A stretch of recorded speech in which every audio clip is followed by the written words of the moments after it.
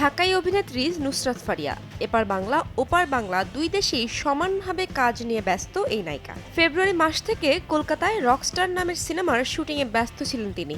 কলকাতা থেকে ফিরেই জানালেন সুখবর, তার অভিনীত এই সিনেমা বাংলার পাশাপাশি হিন্দি ভাষায়ও মুক্তি পাবে। রকস্টার সিনেমায় তার বিপরীতে রয়েছেন কলকাতার নায়ক যশ দাশগুপ্ত।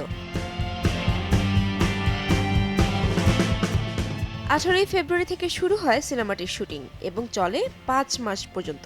টানা শুটিংয়ের পর সিনেমাটির দৃশ্য ধারণের কাজ শেষ হয়েছে। সিনেমাটির হিন্দি সংস্করণটি মুক্তি পাবে ভারতে। নির্মাতা আংশুমান প্রত্যুষের সিনেমা রকস্টার প্রতিশোধের গল্প নিয়ে তৈরি। প্রযোজনা করেছে শাপলা মিডিয়া ইন্টারন্যাশনাল।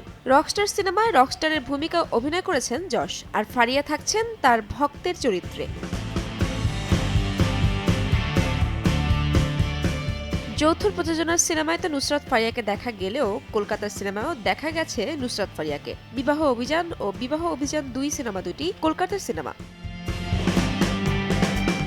নুসরাত ফারিয়াকে সর্বশেষ দেখা গেছে শাহেনশাহ সিনেমায়। এটি মুক্তি পায় 2020 সালে। এরপর একাধিক সিনেমায় কাজ করলেও কোনোটিই মুক্তি পায়নি। তবে উপহার দিয়েছেন মিউজিক ভিডিও। নিজের কণ্ঠে গান গেয়ে এ পর্যন্ত 3টি গান প্রকাশ করেছেন ফারিয়া।